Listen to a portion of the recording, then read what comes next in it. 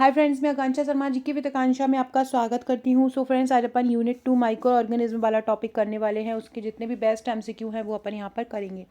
पहला क्वेश्चन है सैक्रोलाइटिक क्लॉस्ट्रीडिया। देखो सैक्रोलाइटिक क्या होता है। सैक्रो का मतलब होता है शर्करा। यहाँ पे जो सैक्रोलाइटिक है, सैक्रो का मतलब क्या होता है, शर्करा। और लाइटिक का मतलब होता है क्या, तोड़ने वाला, मतलब शर्करा को तोड़ने वाला। तो सैक्रोलाइटिक क्लॉस्ट्रीडिया बैक्टीरिया क्या होगा, शर्करा को तोड़ने वाला, शर्करा को पचाने वाला एक प्रकार का जो बैक्टीरिया है उसको हम बोलते हैं सैक्रोलाइटिक बैक्टीरिया। और क्लॉस्ट्रीडिया बैक्टीरिया का एक बहुत बड़ा वंश होता है जिसे क्लॉस्ट्रीडियम भी कहा जाता है। ये मिट्टी, पानी, मनुष्य और जानवरों के जो आंत पथ होता है, मतलब पेट और आंतों में पाए जाते हैं। इनमें से कुछ हानि रहित होते हैं और पाचन में मदद भी करते हैं। ये ऑक्सीजन मुक्त वातावरण में पनपते हैं, ये भी आपको याद रखना है। तो सैक्रोलाइटिक क्लॉस्ट्रीडिया के कारण होने वाली जो खराबी है किन डिब्बाबंद खाद्य पदार्थों में होती है, तो उनमें होती है जिनका प्रसंस्करण 100 डिग्री सेंटीग्रेड या उससे कम तापमान पर किया हो। सैक्रोलाइटिक जो क्लॉस्ट्रीडिया के कारण होने वाली खराबी है वो किस प्रकार के बैक्टीरिया में होती है, जिनका प्रोसेसिंग 100 डिग्री सेंटीग्रेड या उससे कम तापमान पर किया हो, वहाँ पर होती है। अगला क्वेश्चन है अनानास, टमाटर और नाशपाती जैसे डिब्बाबंद एसिडिक खाद्य पदार्थ किस बैक्टीरिया द्वारा खराब होते हैं। देखो याद रखना, ये कह रहे हैं एसिडिक, मतलब ये जो खाद्य पदार्थ हैं ये कैसे हैं, एसिडिक खाद्य पदार्थ हैं, अम्लीय खाद्य पदार्थ हैं। देखो अनानास में भी अम्ल होता है, टमाटर में भी होता है, नाशपाती में भी होता है। तो ये अम्लीय पदार्थ जब इनको हम डिब्बाबंद भेजते हैं, इधर उधर पैकिंग करके भेजते हैं, तो इसमें कौन सा बैक्टीरिया इनको खराब कर देता है, तो क्लॉस्ट्रीडियम पास्टोरियनम। क्लॉस्ट्रिडियम पास्टोरियनम एक बैक्टीरिया होता है जो खराब कर देता है अनानास या अम्लीय जो भी खाद्य पदार्थ होते हैं। अनानास, टमाटर और नाशपाती जैसे डिब्बाबंद अम्लीय खाद्य पदार्थ किस बैक्टीरिया द्वारा खराब हो जाते हैं, क्लॉस्ट्रीडियम पास्टोरियनम। देखो क्लॉस्ट्रीडियम डिब्बाबंद खाद्य पदार्थ, क्लॉस्ट्रीडियम बोटुलिनम, क्लॉस्ट्रीडियम जो होता है ये एक प्रजाति होती है जो डिब्बाबंद खाद्य पदार्थों में होती है। इसके अलावा बैसिलस कोएगुलेंस भी एक प्रकार का बैक्टीरिया होता है जो डिब्बाबंद खाद्य पदार्थों को खराब करता है। क्लॉस्ट्रीडियम पास्चुरियनम जो है, ये वाला जो बैक्टीरिया है, ये इसकी ये याद रखना है क्लॉस्ट्रीडियम पास्चुरियनम की, कि ये जो अम्लीय खाद्य पदार्थों में पनपता है, ये आपको मेन याद रखना है, जिससे गैस उत्पन्न होती है और ब्यूटेरिक एसिड की गंध भी उत्पन्न होती है। तो क्लॉस्ट्रीडियम पास्टोरियनम कहाँ पे उत्पन्न होता है, अम्लीय खाद्य पदार्थों में उत्पन्न होता है। एक बैक्टीरिया होता है बैसिलस स्टीरियोथर्मोफिलस। बैसिलस स्टीरियोथर्मोफिलस होता है, ये क्या करता है, ये चपटा खट्टापन पैदा करता है जिससे डिब्बे फूलते नहीं हैं बल्कि चपटे हो जाते हैं। कौन करता है, बैसिलस स्टीरियोथर्मोफिलस। अगला है सड़न उत्पन्न करने वाले अवायवीय किस प्रकार के डिब्बाबंद खाद्य पदार्थों में सबसे अच्छे से बढ़ते हैं।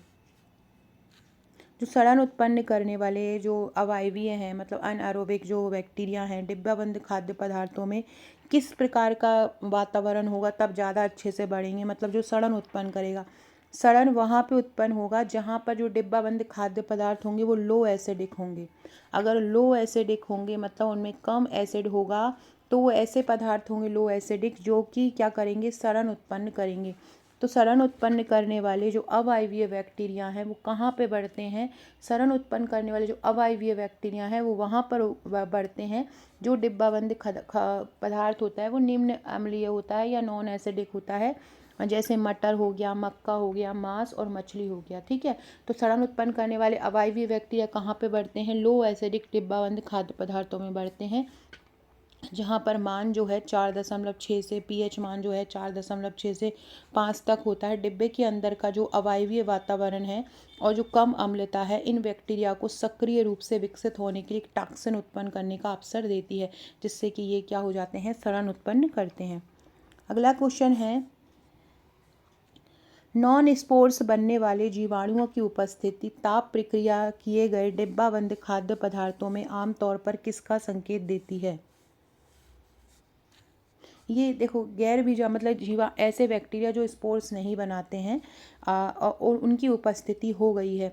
तो जो ताप प्रक्रिया किए गए जो डिब्बा मतलब जिन केनिंग प्रक्रिया द्वारा या ताप प्रक्रिया द्वारा जिन पैकिंग किया है हमने खाद्य पदार्थों को, तो हमें कैसे पता चलेगा कि उसमें जीवाणु की उपस्थिति है? तो कंटेनर में से ऑटोमेटिकली रिसाव होने लगता है ना। क्या होने लगता है? एक ऑटोमेटिकली रिसाव होने लगता है, जिससे ये पता चल जाता है कि यहाँ पर जीवाणु उपस्थित हैं। अगर वह बीजाणु बनाते हैं तो वो अलग समझ में आता है, लेकिन अगर वो नहीं बना रहे हैं तो कंटेनर में से क्या हो जाता है? रिसाव होने लगता है। अगला है शीतलन जल संदूषण का एक प्रमुख स्रोत होने के कारण पानी में पाए जाने वाले कौन से बैक्टीरिया रिसने वाले डिब्बों को खराब कर देते हैं और गैस उत्पन्न कर देते हैं? कोलीफॉर्म जीवाणु। कोलीफॉर्म जीवाणु। जहाँ पर शीतलन जल संदूषण ये सारी चीज़ आए वहाँ समझ लो कॉलीफॉर्म जीवाणु है। ये कॉलीफॉर्म जीवाणु जो होते हैं गतिशील या गैर गतिशील दोनों प्रकार के होते हैं, और ये कॉलीफॉर्म जो होते हैं ये ग्राम नेगेटिव होते हैं, जो 35 से 37 डिग्री सेंटीग्रेड पर ग्रो करते हैं। तो कोलीफॉर्म जीवाणु क्या हो जाते हैं? इनकी पहचान बहुत आसानी से हो जाती है और ये अधिक खतरनाक रोगजनकों की तुलना में अधिक संख्या में मौजूद होते हैं। शीतलन जल संदूषण का एक प्रमुख स्रोत होने के मतलब इनका एक ये जो कॉलीफॉर्म जीवाणु है ये कहाँ पाए जाते हैं? तो ठंडा पानी है वहाँ पर ये पाए जाते हैं, और इसके कारण ये जो जीवाणु रिसने वाले जो डिब्बे होते हैं उनको ख़राब कर सकते हैं। कौन? कॉलीफॉर्म जीवाणु, और गैस भी उत्पन्न करते हैं। अगला है किण्वन-सील ईस्ट द्वारा खराब किए गए डिब्बा बंद युक्त खाद्य पदार्थों में क्या शामिल है? किण्वन-सील ईस्ट द्वारा मतलब फर्मेंटेड ईस्ट द्वारा खराब हुए डिब्बा बंद खाद्य पदार्थों में कौन शामिल है? कैन युक्त फल, जैम, फल रस, मीठा गाढ़ा दूध, जो कि डिब्बा बंद में पैक कर दिया जाता है, इनको कौन खराब कर देता है? फर्मेंटेड ईस्ट इनको खराब कर देता है। अगला क्वेश्चन है मांस की सतह का लाल रंग, हरा रंग, भूरा या सिलेटी रंग किसके उत्पादन से बदल सकता है? तो या तो हाइड्रोजन सल्फाइड का उत्पादन हो, या अनऑक्सीडेटेड जो कंपाउंड है या अनऑक्सीकरण जो यौगिक है उनके अगर ये आ जाते हैं सतह पर डिब्बाबंदी में, तो मांस की सतह का जो लाल रंग है वो या तो हरा हो जाता है, या भूरा हो जाता है, या सिलेटी रंग में बदल जाता है। अगला है कौन सी मछली और मत्स्य उत्पादों में इस्तेमाल करने वाला प्रमुख कीटनाशक है? कौन सा मछली और मत्स्य उत्पादों में इस्तेमाल होने वाला प्रमुख कीटनाशक है? तो वो है कार्बोरिल। कार्बोरिल क्या है? एक प्रकार का कीटनाशक है, याद रखना। मछली और मत्स्य उत्पादों में इस्तेमाल होने वाला कीटनाशक क्या है? कार्बोरिल।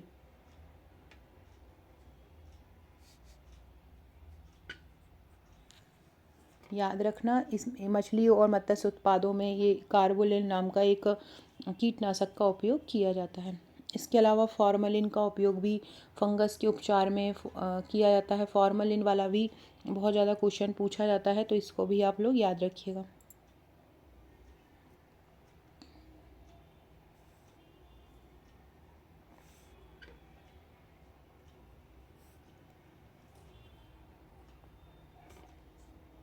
मांस में जो अनसैचुरेटेड फैट होता है उसका ऑक्सीडेशन रासायनिक रूप से किसके द्वारा उत्प्रेरित किया जाता है? हवा में और प्रकाश तथा तांबे द्वारा। हवा में प्रकाश तथा तांबे द्वारा क्या होता है? ये वसा के ऑक्सीडेशन को प्रेरित कर सकते हैं, इंड्यूस्ड कर सकते हैं। किसके द्वारा? हवा में कर सकते हैं, प्रकाश द्वारा कर सकते हैं, और तांबे द्वारा कर सकते हैं। अगला है पशु वसा के ऑक्सीकरण पर कौन सी एक अप्रिय गंध आती है? एल्डिहाइड और एसिड के कारण होने वाली अप्रिय गंध आती है। पशु वसा के ऑक्सीकरण पर कौन सी अप्रिय गंध आती है? तो एक एल्डिहाइड और एसिड के कारण एक गंध उत्पन्न होती है, वही गंध आती है पशु वसा के ऑक्सीडेशन में, क्योंकि वसा में एसिड और एल्डिहाइड होता है। लाल धब्बे, मांस की सतह पर मांस पड़ा हुआ है और मांस की सतह पर यदि लाल तरह के स्पॉट पड़ जाते हैं, लाल कलर के धब्बे पड़ जाते हैं, तो वो किस बैक्टीरिया के कारण हो सकते हैं? सेरेटिया मार्सेनस के कारण हो सकते हैं। मांस की सतह पर रेड स्पॉट किस बैक्टीरिया के कारण होते हैं? सेरेटिया मार्सिनस। याद रखना किसके कारण होते हैं? सेरेटिया मार्सेसंस इसको बोलते हैं, मार्सेसंस, है ना। सेरेटिया मार्सेसंस के कारण होते हैं। ये बैक्टीरिया का एक लाल रंग का वर्णक उत्पन्न करता है। ये जो बैक्टीरिया है सेरेटिया मार्सेसंस, ये क्या करता है? एक लाल रंग का वर्णक उत्पन्न करता है, जिसे प्रोडिग्योसिन कहा जाता है। क्या बोलते हैं? प्रोडिग्योसिन कहा जाता है। और ये खराब होने का संकेत है कि मांस अब आपको खाने योग्य नहीं है और अब ये असुरक्षित है। तो लाल धब्बे मांस की सतह पर किस बैक्टीरिया के कारण होते हैं? सेरेटिया मार्सेसंस के कारण होते हैं। अगला है स्यूडोमोनास सिनेनिया मांस की सतह को कौन सा रंग देता है? स्यूडोमोनास सिनेनिया जो है मांस की सतह को नीला रंग देता है। स्यूडोमोनास सिनेशिया मांस की सतह को कौन सा रंग देता है? नीला रंग देता है। सिन से याद आएगा, सिन नीला, नीला सिन मतलब चमकता है। कौन सा? पानी में नीला कलर चमकता है। मांस की सतह पर पीले रंग के धब्बे किसके कारण होते हैं? माइक्रोकोकस या फ्लेवोबैक्टीरिया के कारण होते हैं। मांस की सतह पर पीले रंग के धब्बे किसके कारण? माइक्रोकोकस या फ्लेवोबैक्टीरियम। फ्रेंड्स, आपके लिए एक न्यूज़ है। हमारे सारे जो कोर्सेज हैं, जो 3000 वाला कोर्सेज हो, चाहे हमारा जो 700 वाला कोर्सेज हो, चाहे जो हमारा 599 वाला हो, 499, तो हमारे सारे कोर्सेज के जो रेट हैं 199 से 299 तक कर दिए हैं। ज़्यादातर कोर्सेज 199 में आपको मिल रहे हैं। बहुत आसान है पढ़ना। ये बचे हुए दिन आपके लिए रिवीजन के लिए यहाँ आपको शॉर्ट नोट्स भी मिल जाएंगे। यहाँ पर आपको हर टॉपिक का, जितने भी टॉपिक आपके सिलेबस में हैं, हर यूनिट के हर टॉपिक का एमसीक्यू मिल जाएगा। और रिवीजन करना इतना आसान है कि देखो, आप ये जैसे क्वेश्चन दिया हुआ है जस्ट नीचे इसका आंसर, ये उसी पीडीएफ से पढ़ा रही हूँ जो हमारे एमसीक्यू बैच में है। वहाँ पर आपको हर एक टॉपिक के एमसीक्यू मिल जाएंगे और मैक्सिमम एमसीक्यू मिल जाएंगे। तो आप अकेले इनकी भी प्रैक्टिस करोगे तो भी आपका एग्ज़ाम निकल सकता है। इसके अलावा एक टेस्ट सीरीज़ भी एप्लीकेशन पर, तो आप जितना चाहे एप्लीकेशन पर टेस्ट दे सकते हो उस टेस्ट सीरीज़ से। एक हमारा क्रैश कोर्स भी है जिसमें टेलीग्राम पर प्रैक्टिस होती है, तो आप वो भी ले सकते हैं। सारे कोर्सेज बहुत कम रेट में हो गए हैं। आराम से आप लेकर उनकी प्रैक्टिस, एक ट्रिकी बैच भी अगर जिसमें आपको शॉर्ट नोट्स में प्रैक्टिस करना हो, एमसीक्यू करना हो, जो रिकॉर्डेड वीडियो है यूनिट 1 से यूनिट 10 तक पूरा, जो आपका एफएसओ का पार्ट 1 भी है, पार्ट ए के भी टॉपिक हैं, नए नए जो टॉपिक हैं जैसे बहुआयामी गरीबी सूचकांक हो गया, आयोग हो गया, ये सारे आपको वहाँ पे मिल जाएंगे। तो आप वहाँ पे जाकर ले सकते हैं। एप्लीकेशन की लिंक आपको हमारे कमेंट बॉक्स में मिल जाएगी। इसके अलावा आप प्ले स्टोर पे GK with Akanksha Sharma download करके भी ले सकते हैं। याद रखिए, GK with Akanksha Sharma download कीजिएगा, जीके विद आकांक्षा को डाउनलोड मत कीजिएगा। अगला क्वेश्चन है, फफूंद अपने विकास के आसपास के मांस को कैसा कर देती हैं? बासा स्वाद। यदि मांस के आसपास फफूंद पनप जाती है तो जो मांस होता है वो कैसा हो जाता है? बासा हो जाता है। अवायवीय परिस्थितियों में मांस के अंदर कौन सा बैक्टीरिया पनप सकता है और खराब होने का कारण बनते हैं? कल्पित और अवायवीय बैक्टीरिया। कल्पित फैकल्टेटिव होते हैं। फैकल्टेटिव मतलब जो इच्छानुसार वायवीय भी हो सकते हैं, इच्छानुसार अवायवीय भी हो सकते हैं। मतलब एरोबिक और एनारोबिक दोनों होते हैं, उनको हम फैकल्टेटिव बोलते हैं। और अवायवीय मांस के अंदर अवायवीय परिस्थितियों में अवायवीय भी पनप सकते हैं और फैकल्टेटिव भी पनप सकते हैं। अवायवीय परिस्थितियों में मांस के खराब होने के लिए सबसे ज़्यादा इस्तेमाल किया जाने वाला शब्द, एक तो खट्टापन आ जाता है, सड़न हो जाती है और धब्बा पड़ जाता है।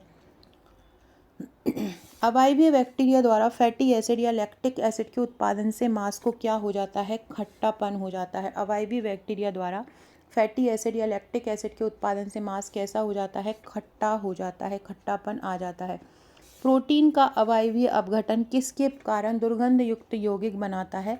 प्रोटीन के अवायवीय जो अपघटन अगर हो जाता है तो प्रोटीन टूट जाता है तो एक दुर्गंध बनती है जिसके कारण क्या हो जाती है? सड़न। दुर्गंध अगर हो जाती है मतलब प्रोटीन के अपघटन से ही क्या उत्पन्न होती है? सड़न उत्पन्न हो जाती है। सड़न जो होती है मांस में किस बैक्टीरिया के कारण होती है? क्लॉस्ट्रीडियम के कारण होती है। सड़न आमतौर पर किस बैक्टीरिया प्रजाति के कारण होती है? क्लॉस्ट्रीडियम के कारण सड़न होती है। मुर्गी आधारित फूड के खराब होने का मुख्य कारण क्या होता है? मुर्गी आधारित अगर मांस खा रहे हैं, फूड खा रहे हैं, तो उसका मुख्य कारण होता है बैक्टीरिया। मुर्गी आधारित जो फूड है वो क्यों खराब होते हैं?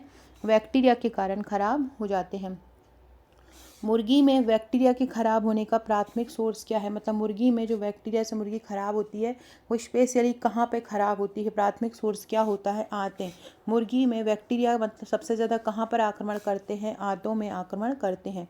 बैक्टीरिया की अधिकांश वृद्धि मुर्गी के किस भाग पर होती है? सतह पर होती है। सतह में क्या क्या आ जाएगा? त्वचा आ जाएगा, शरीर की वहाँ की परत आ जाएगी, कटी हुई सतह हो जाएगी। ये बैक्टीरिया की अधिकांश वृद्धि जो होती है इसी पर ही होती है, सतह पर ही होती है। अगला है, मुर्गी की त्वचा पर बैक्टीरिया की गिनती प्रति वर्ग सेंटीमीटर कितनी होने पर देखी जा सकती है? 2.5 मिलियन। मुर्गी की त्वचा पर जो बैक्टीरिया होते हैं प्रति वर्ग सेंटीमीटर कितने होंगे तब उसमें गंध देखी जा सकती है। तो 2.5 मिलियन यदि मुर्गी की त्वचा पर बैक्टीरिया हो गए तो उसकी गिनती को हम देख सकते हैं। 0 डिग्री सेंटीग्रेड पर रखे गए आंत निकाले गए पोल्ट्री को, जो पक्षी होते हैं पालतू, खराब होने में कितना समय लगता है? 4 सप्ताह। मतलब 0 डिग्री सेंटीग्रेड पर अगर हमने पोल्ट्री पक्षी को रखा हुआ है, मांस को फ्रीज में रखा हुआ है और उसकी जो आंत निकाली गई है उस आंत को हम कितने समय ख़राब होने में लगते हैं? अगर वो 0 डिग्री सेंटीग्रेड पर रखा हो उसके बाद निकाला हो तो 4 सप्ताह उसको ख़राब होने में लगते हैं। अगला है 1 डिग्री सेंटीग्रेड पर रखे गए आंत निकाले गए पोल्ट्री को ख़राब होने में कितना समय लगता है? 5 सप्ताह। 0 डिग्री सेंटीग्रेड पर रखे गए को कितना लगता है? 4 सप्ताह। और 1 डिग्री सेंटीग्रेड को रखे गए में कितना लगता है? 5 सप्ताह। 10 डिग्री या उससे अधिक उससे कम तापमान पर रखे गए पोल्ट्री को मुख्य रूप से किस प्रकार के बैक्टीरिया खराब करते हैं? तो स्यूडोमोनास और ईस्ट। स्यूडोमोनास क्या होते हैं? ठंडे वातावरण में पनपते हैं, जैसे फ्रीज में कोई रखा हो सामान, और ईस्ट भी वहीं पर ही पनपते हैं। तो 10 डिग्री सेंटीग्रेड या उससे कम तापमान पर क्या पनप सकते हैं? ईस्ट और स्यूडोमोनास जो होते हैं ग्रो कर सकते हैं। 10 डिग्री सेंटीग्रेड से ऊपर के तापमान पर पोल्ट्री में आमतौर पर कौन से बैक्टीरिया प्रबल होते हैं? माइक्रोकोकी। 10 डिग्री सेंटीग्रेड से ऊपर का जो तापमान होता है पोल्ट्री में, उस पर कौन से बैक्टीरिया प्रबल होते हैं? माइक्रोकोकी बैक्टीरिया जो होते हैं वो 10 डिग्री सेंटीग्रेड से ऊपर तापमान पर प्रबल होते हैं। फ्रेंड्स, अगर आपने आपका नंबर मेरे पास व्हाट्सएप पर सेव नहीं कराया है तो सेव करा दीजिए। 6260190944 ये मेरा व्हाट्सएप नंबर है। इसके अलावा टेलीग्राम पर और व्हाट्सएप पर भी मैं प्रैक्टिस करा रही हूँ लगातार, तो उनसे भी ज्वाइन कर लीजिएगा, व्हाट्सएप को भी और टेलीग्राम को भी। वहाँ भी आपको महत्वपूर्ण अपडेट मिलता रहेगा। अगला क्वेश्चन है, स्यूडोमोनास प्यूट्रीफेसियंस द्वारा दूध का रंग कैसा हो जाता है? भूरा हो जाता है। स्यूडोमोनास प्यूट्रीफेसियंस द्वारा दूध का रंग कैसा हो जाता है? भूरा। स्यूडोमोनास दूध पर किस वातावरण में आक्रमण करते हैं? ठंडे वातावरण में आक्रमण करते हैं। स्यूडोमोनास एक फ्लोरोसेंस भी होता है, इसमें भी कई प्रकार के रंग होते हैं। एक पायोसाइनिन के कारण दूध का रंग जो होता है नीला या हरा रंग का हो जाता है ना। और ये भूरा रंग क्यों हो जाता है? ये प्यूटरे से याद रखो, प्रोटीन। भूरा रंग तब होता है जब बैक्टीरिया दूध में बसा या प्रोटीन को तोड़ देते हैं, जिसके कारण क्या होता है? दूध का रंग जो होता है भूरे कलर का हो जाता है। ठंडे वातावरण में ठंडे भंडारण तापमान पर कच्चे दूध में खराबी की शुरुआत किसके कारण होती है? प्रोटियोलाइसिस, मतलब प्रोटीन टूटना स्टार्ट हो जाता है। ठंडा भंडार, अपने दूध को स्टोरेज करके रखा हुआ है, कोल्ड स्टोरेज करके रखा हुआ है, वहाँ पर दूध अक्सर खराब होना शुरुआत हो जाता है। तो किसके कारण होता है? प्रोटियोलाइसिस, मतलब प्रोटीन टूटने के कारण हो जाता है। कमरे के तापमान पर कच्चे दूध में खराबी का सबसे संभावित कारण क्या है? अम्ल किण्वन, मतलब एसिड फर्मेंटेशन। कमरे के तापमान पर कच्चे दूध में जो खराबी होती है, खराबी किस कारण से होती है? एसिड फर्मेंटेशन के कारण होती है। याद रखना, कच्चे दूध में खराबी का सबसे कारण क्या हो जाता है कि उसमें एसिड बनने लगते हैं। एंड लैक्टिक एसिड उसमें होता ही है, और लैक्टिक एसिड का क्या हो जाने लगता है? फर्मेंटेशन हो जाने लगता है, जिसके कारण कमरे के तापमान पर दूध क्या हो जाता है? खराब हो जाता है। HTST जो पाश्चुरीकरण होता है ना, हाई टेम्परेचर शॉर्ट टाइम, जिसको हम पाश्चुरीकरण बोलते हैं, किसे मार देता है? तो ये ईस्ट को, फफूंद को, अधिकांश साइकोट्रॉफिक बैक्टीरिया को मार देता है। इसमें 72 डिग्री सेंटीग्रेड तापमान जो रहता है लिया जाता है 15 सेकंड के लिए। अगला है, पाश्चुरीकृत दूध की खराबी मुख्य रूप से किस पर निर्भर करती है? पाश्चुरीकरण से अगर कोई पाश्चुरीकरण पूरी तरह से नहीं हुआ है तो उसके बाद बचे बैक्टीरिया, उसके पश्चात अगर कोई संक्रमण हो गया, और भंडारण का तापमान, इसके कारण पाश्चुरीकरण दूध की खराबी निर्भर करती है। पाश्चुरीकरण के बाद दूध में प्रवेश करने वाले बैक्टीरिया के स्रोत क्या हो सकते हैं? उपकरण, भराई प्रक्रिया, पैकेजिंग। इनमें अगर अच्छे से सुविधा नहीं बरती हो तो इनके दौरान भी बैक्टीरिया क्या कर सकते हैं? ग्रो कर सकते हैं। यदि पाश्चुरीकृत दूध को ठंडा रखा जाए तो खराबी किस प्रकार के जीवों के कारण होती है? साइकोट्रोपिक। साइकोट्रॉपिक बैक्टीरिया वो होते हैं जो ठंडे वातावरण में उगते हैं। साइकोट्रॉपिक बैक्टीरिया किस तापक्रम पर ग्रो करते हैं?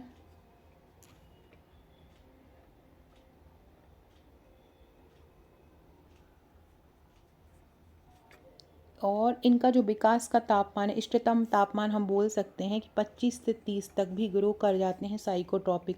साइकोट्रॉपिक मतलब ही होता है कि ये ठंडे तापमान पर जीवित रहते हैं। साइकोफिलिक सूक्ष्मजीव भी हम इनको बोलते हैं। पाश्चुरीकृत दूध में वर्तमान में खराबी की प्रमुख समस्या क्या है? स्पोर निर्माण करने वाले बैसिली मतलब छड़ आकार के जो बैक्टीरिया होते हैं वो पाश्चुरीकृत दूध में खराबी का कारण होते हैं। तो याद रखना, पाश्चुरीकृत दूध को कौन खराब करेगा? जो स्पोर निर्माण करने व स्पोर जो निर्माण करते हैं, ऐसे जो छड़ा आकार के जो बैक्टीरिया होते हैं वो पाश्चुरीकृत दूध में खराबी का कारण बनते हैं। सूखे दूध में सूक्ष्म जनित खराबी क्यों नहीं होती है? क्योंकि वहाँ पर नमी क्या होती है या मॉइस्चर क्या होता है, कम होता है। यही कारण है कि सूखे दूध में सूक्ष्मजीव खराबी नहीं होती है। नमकीन मक्खन में बिना नमक वाले मक्खन की तुलना में सूक्ष्मजीवों की वृद्धि की संभावना कम क्यों होती है? उच्च नमक की मात्रा के कारण। नमकीन जो मक्खन है उसमें बिना नमक वाले मक्खन की तुलना में सूक्ष्मजीवों की वृद्धि कम होती है। क्यों? क्योंकि जो उच्च नमक की मात्रा होती है वो सूक्ष्मजीवों को पनपने नहीं देती है। अच्छे मक्खन का स्वाद सूक्ष्मजीवों की थोड़ी सी वृद्धि से क्यों प्रभावित हो सकता है? उच्च संवेदनशीलता के कारण। और क्योंकि वो सब बहुत ज़्यादा संवेदनशील अवयव रहता है, संवेदनशील खाद्य पदार्थ रहता है, उसमें नमी भी रहती है, जिसके कारण खाद्य पदार्थ उसमें क्या कर जाते हैं? ग्रो कर जाते हैं। क्रीम में चीज़ जैसा स्वाद किस जीवाणु के कारण आता है? लैक्टोबैसिलाई। क्रीम में चीज़ जैसा स्वाद किसके कारण आ जाता है? क्रीम खाओ तो कभी कभी चीज़ जैसा स्वाद उसमें आ जाता है, किसके कारण आता है? तो लैक्टोबैसिलाई के कारण क्रीम में चीज़ जैसा स्वाद आ जाता है। अगला है, क्रीम में बासीपन या रेंसिडिटी का कारण क्या होता है? लाइपोलिटिक बैक्टीरिया। लाइपोलिटिक बैक्टीरिया मतलब जो लिपिड को तोड़ते हैं। फफूंद और क्रीम में लाइपेज की उपस्थिति, ये क्या करते हैं? क्रीम में रेंसिडिटी का कारण करते। रेंसिडिटी मतलब होता है बासापन। तो जब लिपिड टूट जाते हैं, प्रोटीन टूट जाता है खाद्य पदार्थ के अंदर, तो वो क्या हो जाता है? बासा हो जाता है। क्रीम में बेमी फ्लेवर किस जीवाणु प्रजाति द्वारा आता है? एंटेरोबैक्टर। क्रीम में बेमी फ्लेवर किस जीवाणु के कारण आता है? क्रीम में जो बेमी फ्लेवर आता है वो एंटेरोबैक्टर के कारण आता है।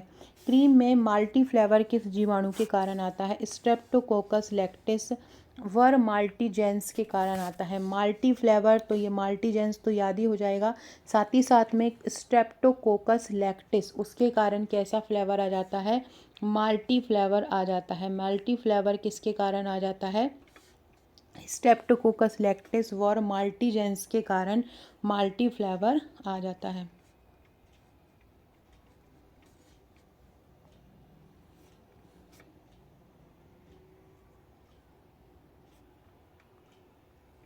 अगला है,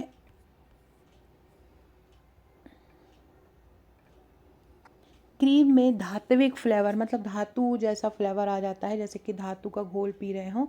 तो अत्यधिक अम्लीय क्रीम में घुली हुई धातुओं के कारण आ जाता है। अम्लीय क्रीम में अगर धातुएं घुल जाती हैं तो उसके कारण धात्विक फ्लेवर मतलब मेटेलिक फ्लेवर आ जाता है। एकदम फ्लैट फ्लेवर का क्या कारण होता है? स्यूडोमोनास प्रजातियों द्वारा डाइसेटाइल का नष्ट होना। क्रीम में फ्लैट फ्लेवर का क्या कारण होता है? कुछ स्यूडोमोनास प्रजातियों द्वारा डाइसेटाइल के नष्ट होने के कारण एकदम फ्लैटी फ्लेवर आता है। मक्खन में रेविटो और डिटी के रूप में पाई जाने वाली सतही गंध आमतौर पर किस जीवाणु के कारण होती है? स्यूडोमोनास प्यूट्रेफेसियस के कारण होती है। मक्खन में एक रेविटो और डिटी के रूप में जाने वाली एक सतही गंध आती है, किस जीवाणु के कारण आती है? ये स्यूडोमोनास प्यूट्रेफेसियस के कारण आती है। रेविटो और डिटी के रूप में टाइप की सतही गंध आती है। मक्खन में मछली जैसी गंध किस जीवाणु के कारण आती है? Aeromonas Hydrophila. मक्खन में कभी कभी मछली जैसी गंध आती है, तो वो किसके कारण आती है? एरोमोनास हाइड्रोफिला के कारण आती है। मछली जैसी गंध क्यों आती है? एरोमोनास हाइड्रोफिला के कारण आती है। मक्खन में एस्टर जैसा फ्लेवर किस क्रिया के कारण आता है? स्यूडोमोनास फ्रेजाई। स्यूडोमोनास फ्रेजाई द्वारा मक्खन में क्या आता है? स्यूडोमोनास फ्रेजाई द्वारा मक्खन में एक एस्टर जैसा फ्लेवर आता है। कैसा फ्लेवर आता है? एक एस्टर जैसा फ्लेवर आता है। अगला है, क्रोमोबैक्टीरियम लिविडम संग्रहित बीफ पर किस रंग के धब्बे देता है? तो ये हरे नीले से लेकर भूरे काले रंग के धब्बे देता है। क्रोमोबैक्टीरियम लिविडम संग्रहित बीफ पर मतलब जो स्टोरेज बीफ रखा हुआ हो उस पर किस रंग के धब्बे देता है? हरा, नीला, भूरा, काला। क्रोमोबैक्टीरियम लिविडम, ये सारे रंग के धब्बे देता है। मांस की सतह की बसा का बैंगनी स्टैम्पिंग इंक रंग किसके कारण होता है? तो मांस की सतह जो होती है कभी कभी बैंगनी सी रंग की हो जाती है, ये पीला रंजित कोकी और छड़ के कारण होती है। किसके कारण होती है? पीला रंजित कोकी और छड़ के कारण होती है। खुद्दापन शब्द मांस में किस प्रकार की गंध को बताता है? खट्टीपन। खुद्दापन मतलब खट्टी गंध को बताता है, जो कि बासबसील एसिड के कारण हो सकती है। कोल्ड स्टोरेज फ्लेवर या दाग किस प्रकार के स्वाद के लिए बोला जाता है? बासा शब्द। एक कोल्ड स्टोरेज फ्लेवर आता है कभी कभी, कहीं कहीं पर एक दाग आता है, तो किसके लिए आता है? ये बासा शब्द के लिए आता है, मतलब बासे के कारण ये हो जाता है। एक्रोमोवेक्टर मांस में किस प्रकार का स्वाद जिम्मेदार होता है? एक्रोमोवेक्टर मांस बासा या मिट्टी मतलब एक्रोमोवेक्टर मांस मतलब एक्रोमोवेक्टर बैक्टीरिया मांस पे अगर अटैक कर जाते हैं तो उसका बासा या मिट्टी जैसा स्वाद आ जाता है। तो याद रखना, एक्रोमोवेक्टर बासा तो याद ही रहेगा, साथ में मिट्टी जैसा स्वाद भी इसका हो जाता है। एरोबिक परिस्थितियों में खमीर मांस की सतह पर विकसित होकर क्या उत्पन्न कर सकता है? तो एरोबिक परिस्थितियों में अगर खमीर मांस की सतह पर उत्पन्न हो जाता है तो एरोबिक परिस्थिति में चिपचिपापन उत्पन्न करता है, वसा का अपघटन कर देता है, एक अप्रिय गंध, स्वाद और रंग परिवर्तन कर सकता है। फफूंद की एरोबिक वृद्धि मांस की सतह को छूने पर कैसा बना देती है? फफूंद की एरोबिक वृद्धि मांस की सतह को छूने पर उसको चिपचिपा बना देती है।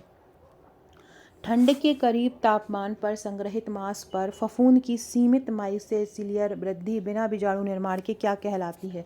मतलब ठंडे के मतलब कोल्ड स्टोरेज टेम्परेचर हो और वहाँ पर मांस रखा हुआ हो, तो एक फफूंद की एक माइक्रोबियल वृद्धि होती है जिसमें बीजाणु नहीं बनते हैं, और बिना बीजाणु की जो फफूंद वृद्धि है वो क्या कहलाती है? वो मूछें कहलाती है।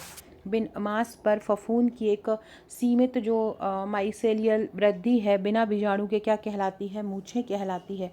मांस पर काला धब्बा किसके कारण बनता है? क्लैडोस्पोरियम हर्बेरम। मांस पर काला धब्बा किसके कारण बनता है? क्लैडोस्पोरियम हर्बेरम के कारण बनता है। मांस पर सफ़ेद धब्बा क्यों बनता है? स्पोरोट्रिकस कार्निस। मांस पर सफ़ेद धब्बा किस लिए बनता है? स्पोरोट्रिकस कार्निस के कारण मांस पर सफ़ेद धब्बा बनता है। मांस पर हरे धब्बे ज़्यादातर किस फफूंद के कारण बनते हैं? पेनिसिलियम। मांस पर हरे धब्बे किसके कारण बनते हैं? तो जो ग्रीन स्पॉट बनते हैं या हरे धब्बे बनते हैं वो किसके कारण बनते हैं? पेनिसिलियम के कारण बनते हैं। कई फफूंदों में कौन सा एंजाइम होता है जो वसा के हाइड्रोलिसिस को रोक देता है? लाइपेज एंजाइम जो हो, लाइपेज जनरली फैट से ही संबंधित होता है, तो ये फैट के ही हाइड्रोलिसिस को रोक सकता है। मक्खन में एक स्कंग जैसी गंध आती है, वो किसके कारण? मक्खे में एक स्कंग जैसी तीखी गंध आती है, वो किसके कारण आती है? स्यूडोमोनास मैफिटिका के कारण आती है। किसके कारण? स्यूडोमोनास मैफिटिका के कारण आती है। किसके कारण? स्यूडोमोनास मैफिटिका के कारण जो मक्खन है उसमें स्कंग जैसी गंध आती है। मक्खन में स्कंक जैसी गंध क्यों आ जाती है? तो स्यूडोमोनास मैफिटिका के कारण आती है। मक्खन में एक रॉकफोर्ट जैसा स्वाद आता है, वो किसके द्वारा आता है? फफूंद के द्वारा। मक्खन में रॉकफोर्ट जैसा स्वाद किसके कारण आता है? मक्खन में जो रॉकफोर्ट जैसा स्वाद आता है वो फफूंद से आता है या फंगस से आता है। मक्खन में रासायनिक रूप से उत्पादित जो वासीपन है किसके द्वारा उत्पन्न लाइपेज एंजाइम के कारण होती है? मलाई में मौजूद लाइपेज एंजाइम के कारण होती है। मक्खन में जो रासायनिक रूप से वसापन उत्पन्न होता है किसके द्वारा उत्पन्न लाइपेज एंजाइम के कारण होता है? मलाई में उत्पन्न लाइपेज एंजाइम के कारण होता है। मक्खन में तेलीय स्वाद किसके ऑक्सीडेशन से होता है? अनसैचुरेटेड वसा। मक्खन का एक तेलीय स्वाद आता है, तो जो तेलीय स्वाद होता है मक्खन में वो किस प्रकार की फैट के कारण आता है? मक्खन में जो तेलीय स्वाद आता है वो अनसैचुरेटेड वसा के कारण आता है। मक्खन में मछली जैसा स्वाद लेसिथिन से किस यौगिक के बनने से होता है? Tri methyl amine. मक्खन में मछली जैसा स्वाद आने लगता है क्योंकि उसका जो प्रोटीन है वो ट्राई मिथाइल एमीन में बदल जाता है। मक्खन में असमानता मतलब मॉटलिंग रंग दोष का क्या कारण होता है?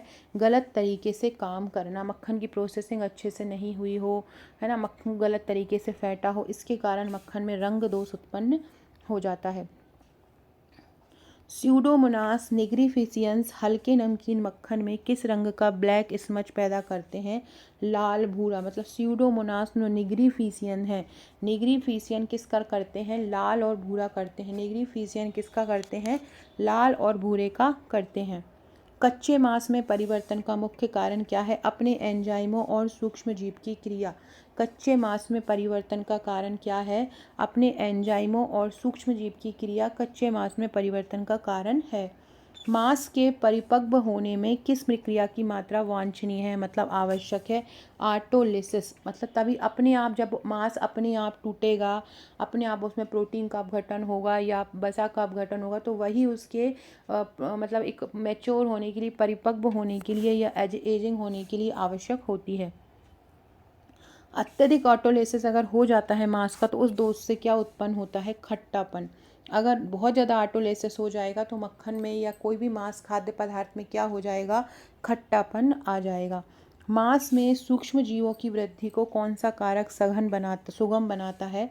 सरल नाइट्रोजन यौगिकों की उपस्थिति। मांस में सूक्ष्म जीवों की वृद्धि हो जाए तो कौन सा कारक उसको सुगम बनाता है, मतलब सरल बनाता है? तो सरल नाइट्रोजन की उपस्थिति अगर होगी तो मांस में सूक्ष्म जीवों की वृद्धि को क्या बना देगा? सुगम बना देगा। अगला क्वेश्चन है, वध के दौरान मांस में सूक्ष्म जीव मुख्य रूप से कहाँ से आते हैं? जानवर के बाहरी भाग और आंतों से आ जाते हैं। आंत मेनली इसका पार्ट होता है, सोर्स रहता है सूक्ष्म जीव का। तो वध के दौरान मांस का वध करते हैं तो उसमें सूक्ष्म जीव कहाँ से आ जाते हैं? जानवर के बाहरी भाग और आंतों से आ जाते हैं। वध से पहले और कितने घंटे का उपवास जानवर के आंत में भार को कम करने के लिए अनुशंसित है? लगभग 24 घंटे। जानवर को वध करने से पहले उसे 24 घंटे तक कुछ भी खाने नहीं देना चाहिए, ताकि वो लाइट रहे, हल्का रहे। व्यावसायिक रूप से डिब्बाबंद खाद्य पदार्थों की सबसे महत्वपूर्ण 3 जैविक खराबियां कौन सी हैं? फ्लैट्स और स्पॉइलेज, टीए स्पॉइलेज, सड़न और हाइड्रोजन सूजन। ये जो खराबियां हैं ये डिब्बाबंद खाद्य पदार्थों की मैंने फ्लैट मतलब डब्बे का एकदम फ्लैट हो जाना, टीए स्पॉइलेज सड़न उत्पन्न हो जाना, और सूजन। फ्लैट्स और स्पाइलेज में कैन के सिरों का आकार किस प्रकार का हो जाता है? एक समतल हो जाता है। कैन जो कि इस प्रकार गोलाकार होती है, वो गोलाकार की जगह कैसी हो जाती है? ऐसे सपाट हो जाती है, वो फ्लैट्स और स्पाइलेज कहलाता है। फ्लैट्स और स्पाइलेज मुख्य रूप से किसके निर्माण के कारण होता है? लैक्टिक अम्ल। फ्लैट्स और स्पाइलेज किसके कारण बनता है? इस प्रकार का जो आवरण बनता है वो लैक्टिक एसिड के कारण बनता है। निम्न अम्लीय खाद्य पदार्थों जैसे मटर और मक्का में फ्लैट्स और स्पाइलेस किस जीवाणु जाति के कारण होता है? बैसिलस के कारण होता है। किस जीवाणु जाति के कारण होता है? तो बैसिलस जो जाति है उसके कारण ये हो जाता है। निम्न अम्लीय खाद्य पदार्थों जैसे कि जो मटर है और मक्का में जो फ्लैट्स और स्पाइलेज है वो किस जाति के कारण होता है? बैसिलस। टमाटर या टमाटर के रस जैसे उच्च अम्लीय खाद्य पदार्थों में फ्लैट्स और स्पाइलेस किस बैक्टीरिया के कारण होते हैं? बैसिलस कोगुलांस के कारण होते हैं। किसके कारण? बैसिलस कोगुलांस के कारण जो उच्च अम्लीय खाद्य पदार्थ होते हैं उसमें फ्लैट्स और स्पाइलेस हो जाता है। टीए खराबी उत्पन्न करने वाले जीवाणु का पूरा नाम क्या हो सकता है? क्लोस्ट्रीडियम थर्मोसैकेरोलिटिकम। टीए खराबी क्या होती है? जैसे कि स्पाइरो जो होता है वो बैसिलस के कारण होता है, और टीए जो खराबी होती है वो किसके कारण होती है? क्लोस्ट्रीडियम थर्मोसैकेरोलिटिकम के कारण होती है।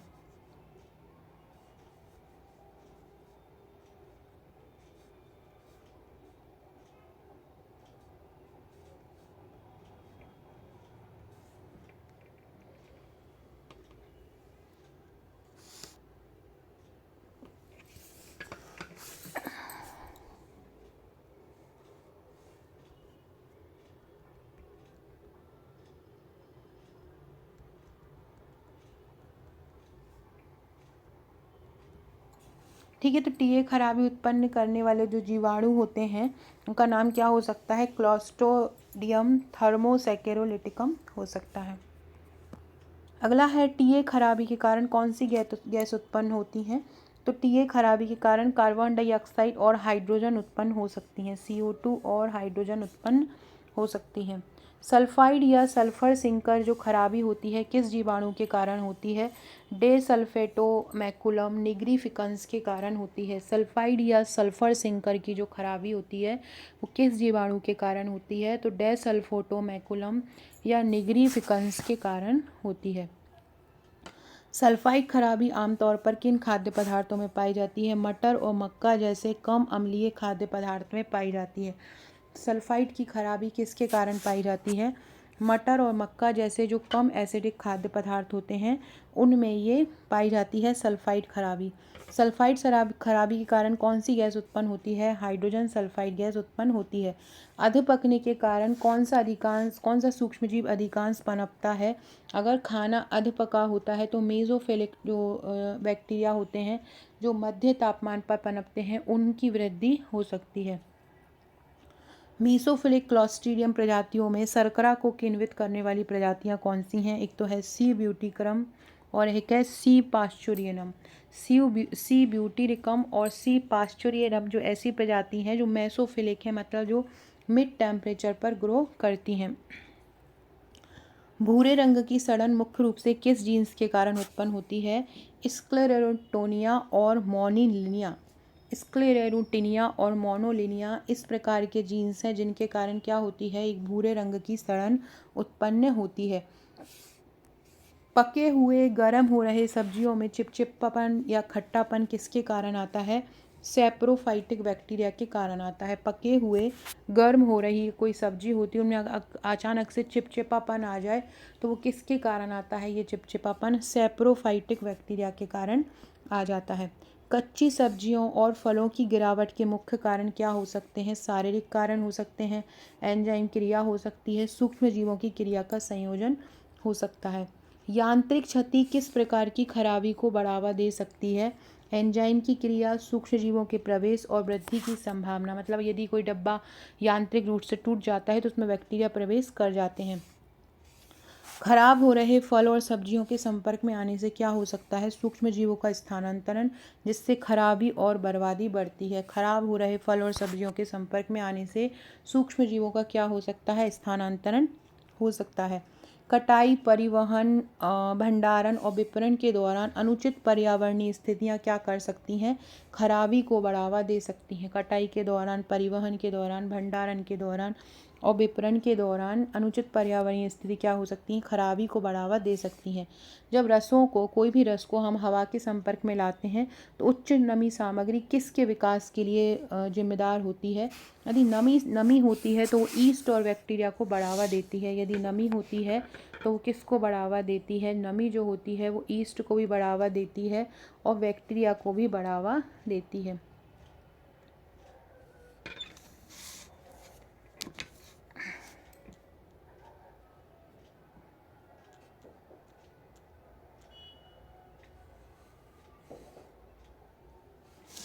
ठीक है, तो जब रसों को हवा के संपर्क में लाया जाता है तो जो उच्च नमी सामग्री किसके विकास के लिए अनुकूल होती है? तेजी से बढ़ने वाले ईस्ट और बैक्टीरिया के विकास के लिए अनुकूल होती है।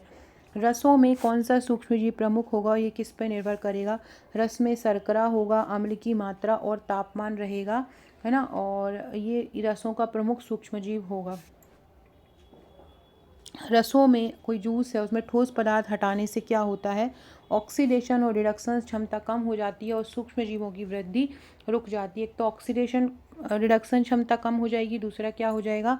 सूक्ष्म जीवों की जो ग्रोथ होगी वो रुक जाएगी। अधिकांश फलों के रस किस तापमान पर ईस्ट की वृद्धि को प्रोत्साहित करते हैं?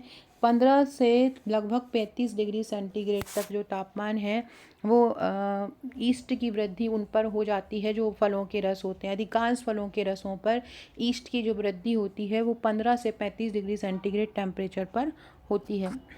कच्चे फलों के रसों में कमरे के तापमान पर क्या परिवर्तन होते हैं? कच्चे फल अगर होंगे तो उनमें ईस्ट द्वारा अल्कोहलिक किण्वन हो जाएगा। क्या हो जाएगा? कच्चे फलों के रस में शर्करा तो होती ही है, तो शर्करा किस में बदल जाएगी? अल्कोहल में बदल जाएगी। किसके द्वारा बदल जाएगी? ईस्ट द्वारा बदल जाएगी। सतह पर ईस्ट या फफूंद द्वारा किसका ऑक्सीडेशन होता है? अल्कोहल और फलों के अम्ल का। सतह अगर है और सतह पर ईस्ट या फफूंद द्वारा किसका ऑक्सीडेशन होगा, तो या तो अल्कोहल का हो जाएगा या फलों का हो जाएगा। तो किसका होगा, अल्कोहल और फलों का हो जाएगा।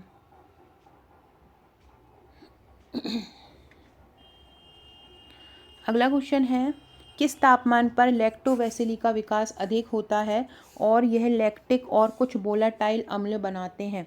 तो किस पे होता है, 32 से 35 डिग्री सेंटीग्रेड। 32 से 35 डिग्री सेंटीग्रेड पर लैक्टोबैसिली का विकास अधिक होता है।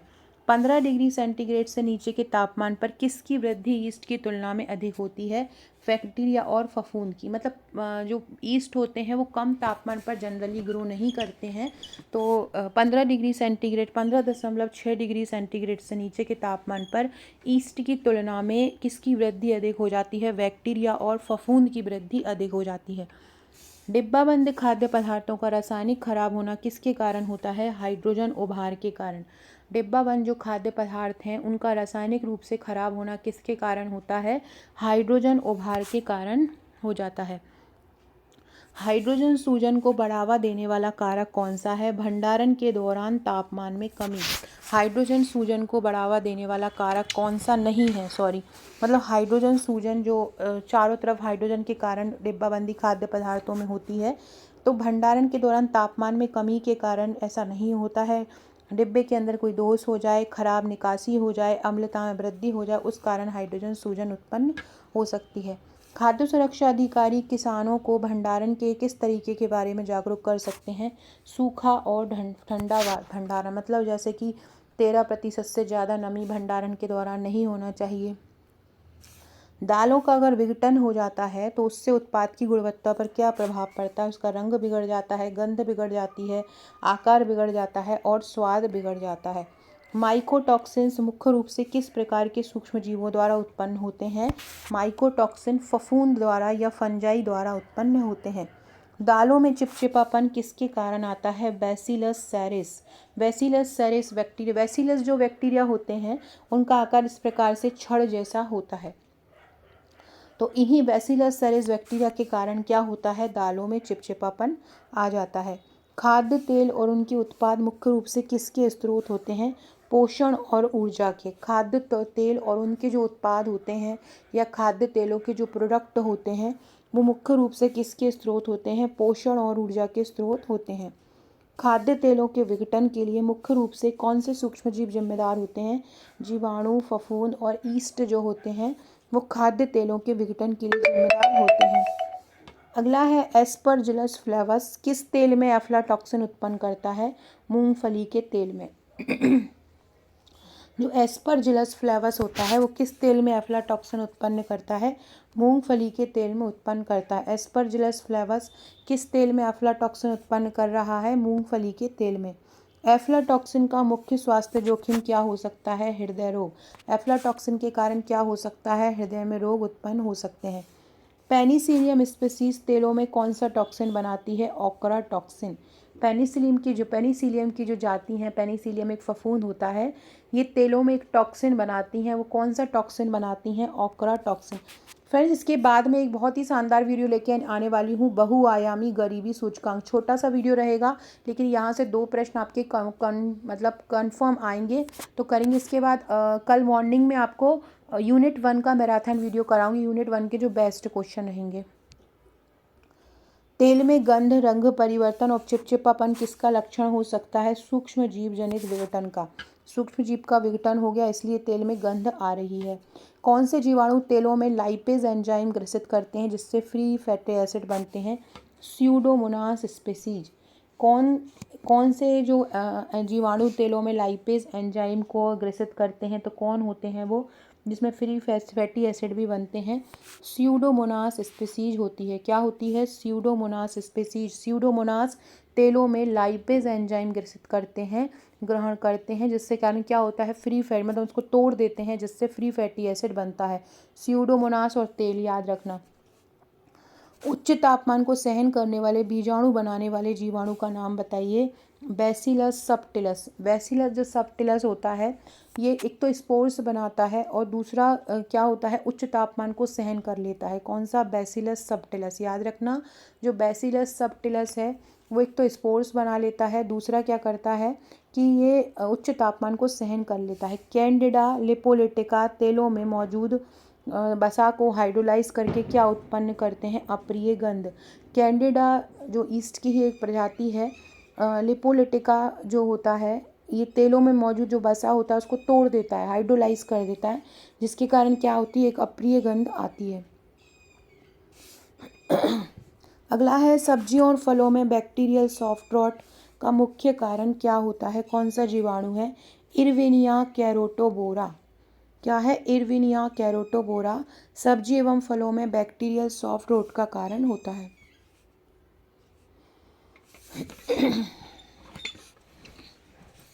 अगला क्वेश्चन है ग्रे मोल्ड रोट किस कवक प्रजाति के कारण उत्पन्न होते हैं? तो बॉटराइटिस सिनेरिया।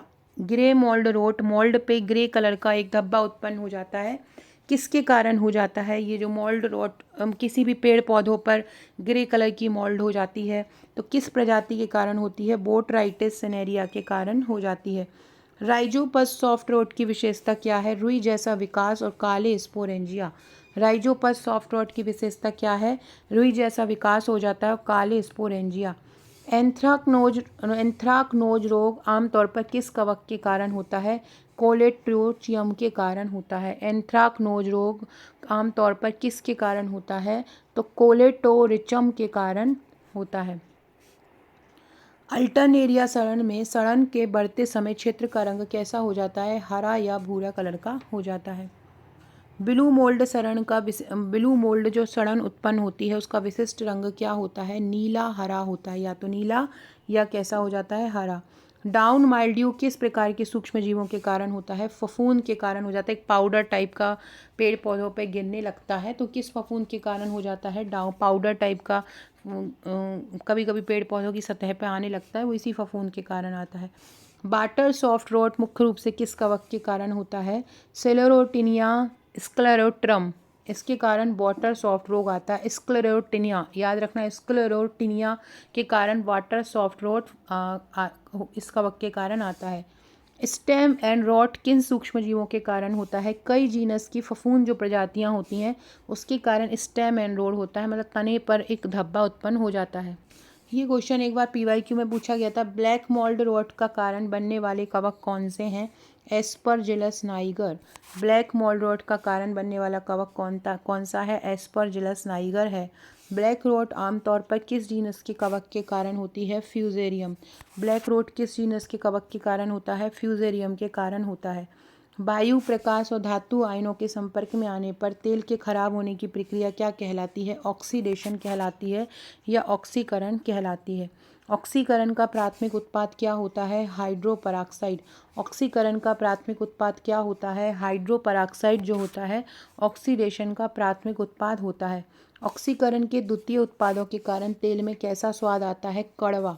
ऑक्सीकरण के कारण जो द्वितीयक उत्पाद बनते हैं उसमें तेल में कैसा स्वाद आता है? कड़वा स्वाद आ जाता है। नमी की उपस्थिति में एंजाइम लाइपेज एंजाइम द्वारा तेल का फ्री फैटी एसिड और ग्लिसरॉल में टूटना क्या कहलाता है?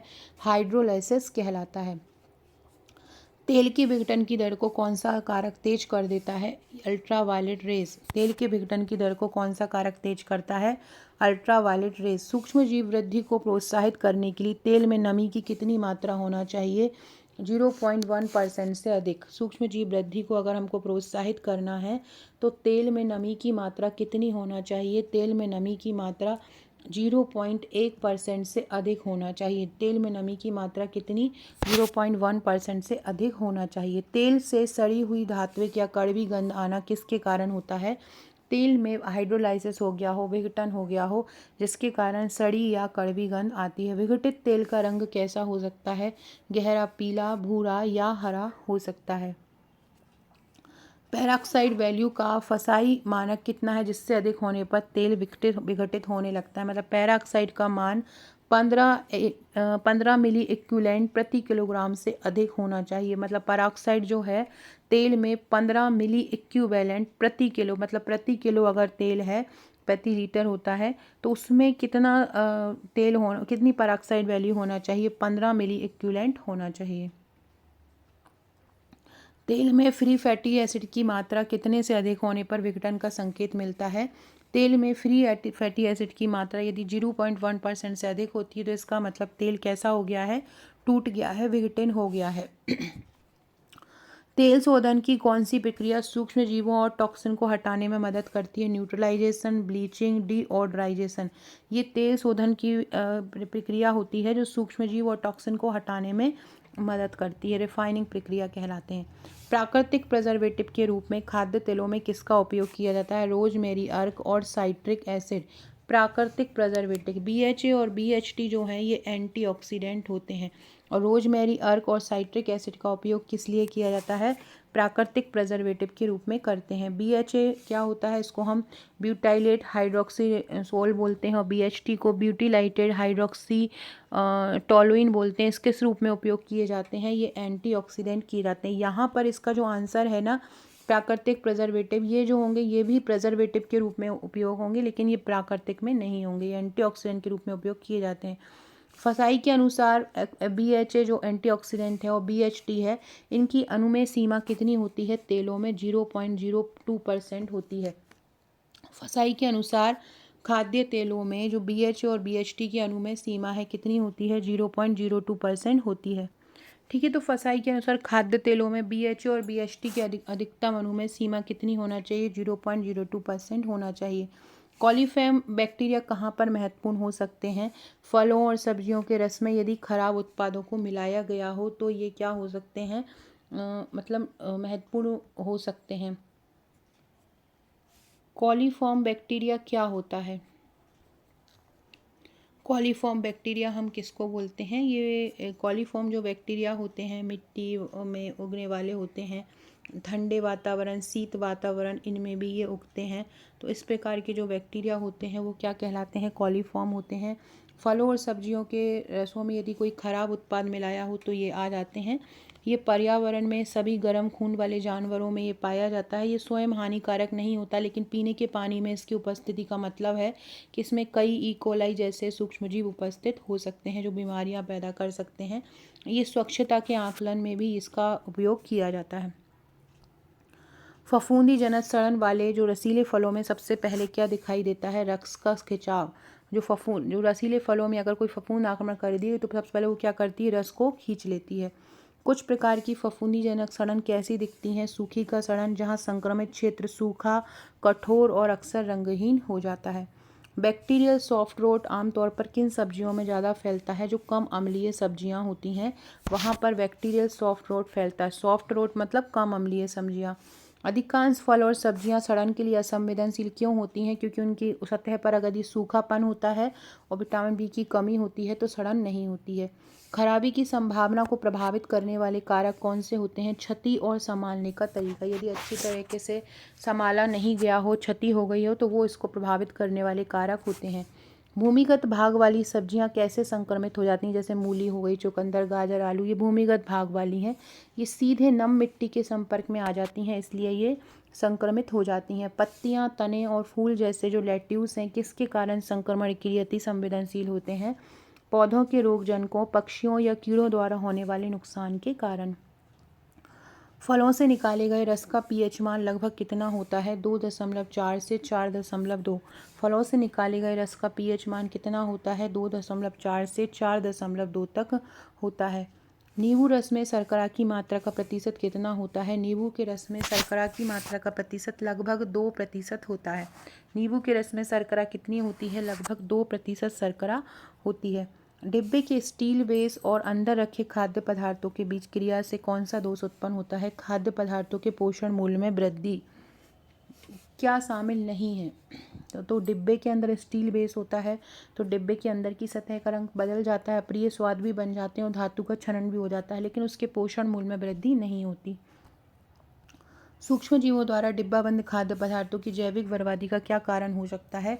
ऊष्मीय उपचार के बाद भी जीवों का जीवित रहना और कंटेनर से रिसाव होना। ये सारे एमसीक्यू आप एमसीक्यू बेस से ले लीजिएगा और पढ़ लीजिएगा, जल्दी जल्दी प्रैक्टिस हो जाएगी। सारे टॉपिक, चाहे यूनिट 8 का कठिन से कठिन टॉपिक हो, मांस वाला हो, दूध वाला हो, चाहे यूनिट 5 का कृषि वाला हो, चाहे यूनिट 10 के कानून वाले हों, चाहे यूनिट 9 का टेक्नोलॉजी वाला पार्ट हो, सारा बहुत ही अच्छे तरीके से आपको सारे टॉपिक के एमसीक्यू मिल जाएंगे। करंट अफेयर्स की ई बुक भी मिल जाएगी, तो आप एप्लीकेशन से जाकर ले लीजिएगा।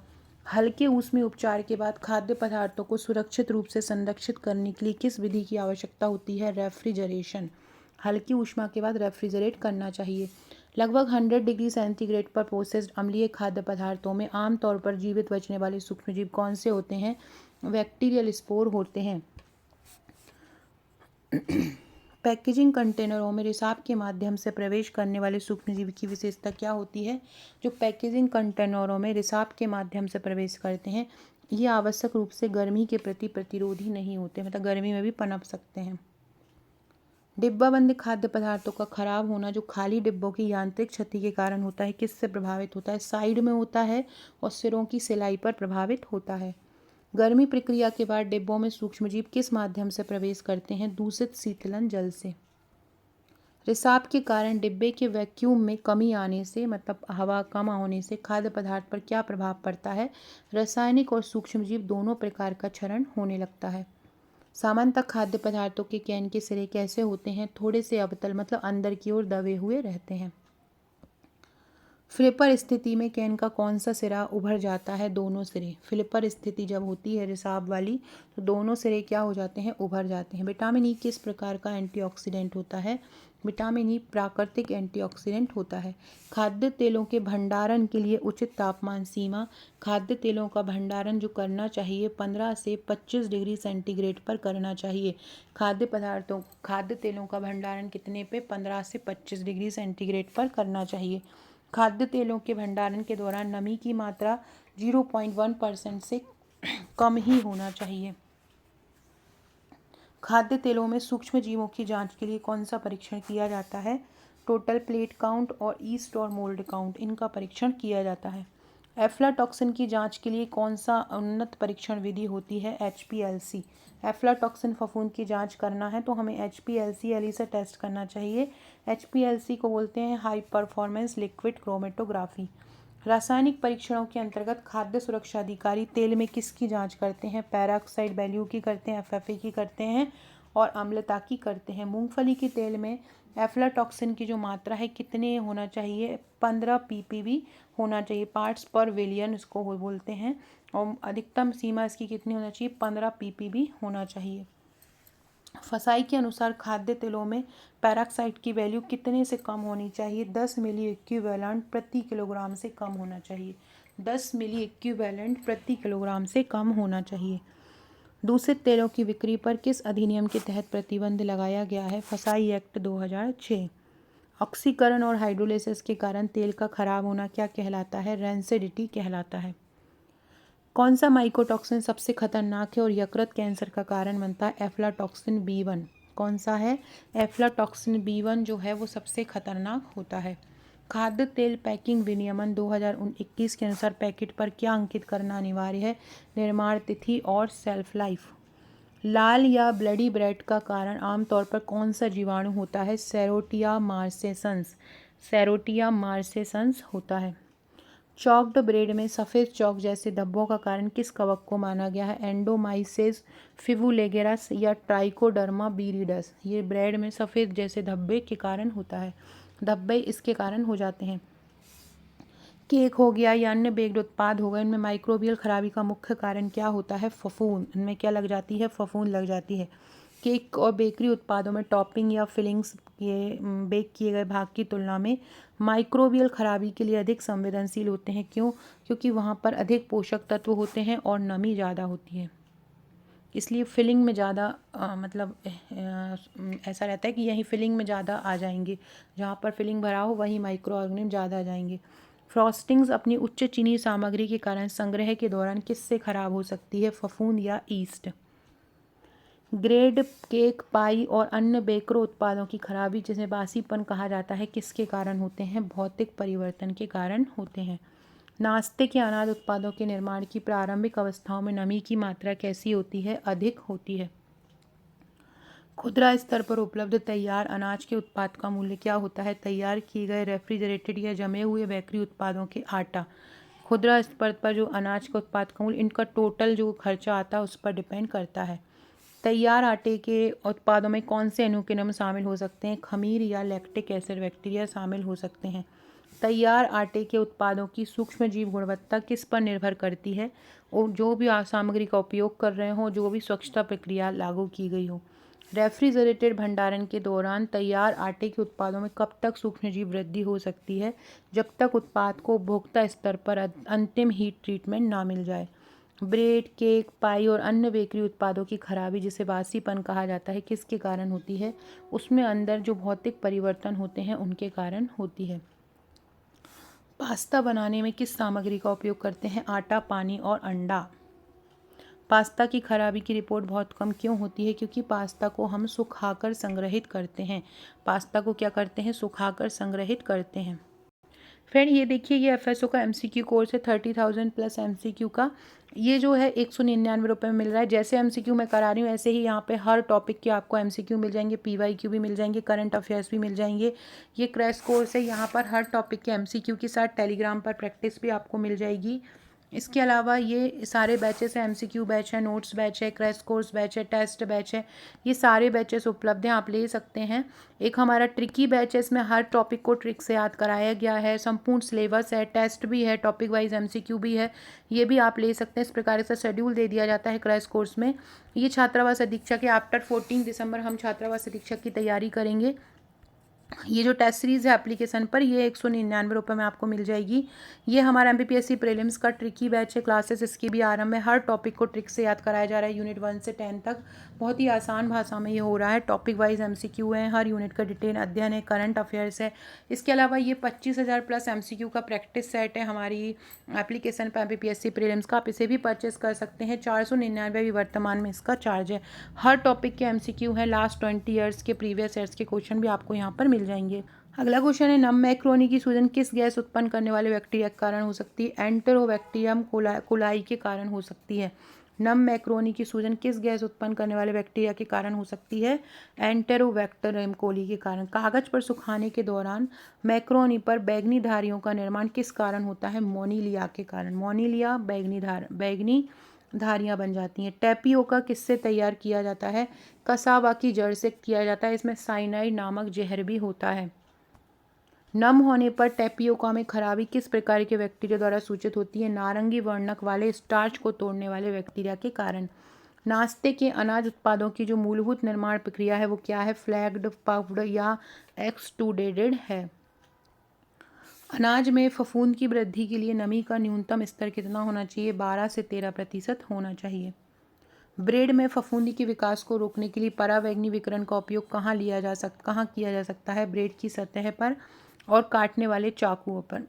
इन पर हम जो अल्ट्रावायलेट रेज लगा सकते हैं। ब्रेड के आटे को मिलाया जाने वाला सोडियम प्रोपियोनेट किस प्रकार की खराबी के खिलाफ प्रभावी होता है? रोप या जो रस्सी वाला जो बैक्टीरिया होता है उसकी खराबी के लिए सोडियम प्रोपियोनेट जिम्मेदार होता है। मैनेलिया न्यूरोस्पोरा सिटोफिला के कारण ब्रेड का रंग कैसा हो जाता है? या तो गुलाबी हो जाता है या कैसा हो जाता है? लाल हो जाता है। मैनेलिया सिटोफिला के कारण। दालें किसका समृद्ध स्रोत होती हैं? प्रोटीन, कार्बोहाइड्रेट, खनिज तीनों का ही होती हैं। ज़्यादातर दाल जो होती है प्रोटीन होता है।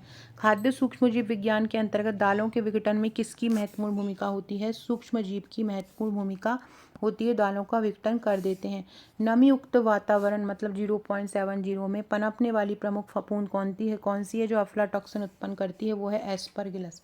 एस्परगिलस वो है जो अफ्लाटॉक्सिन उत्पन्न करती है 0.70 से ज़्यादा जो टेम्परेचर में पनपती है। सो फ्रेंड्स, ये था हमारा आज का वीडियो। ऐसा है वीडियो पसंद आएगा, वीडियो अच्छा लगे तो लाइक शेयर सब्सक्राइब जरूर कीजिएगा। नेक्स्ट जो वीडियो आने वाला है बहुत ही इंपॉर्टेंट आने वाला है, तो सारे लोग चैनल को सब्सक्राइब कीजिएगा। Okay friends, thank you.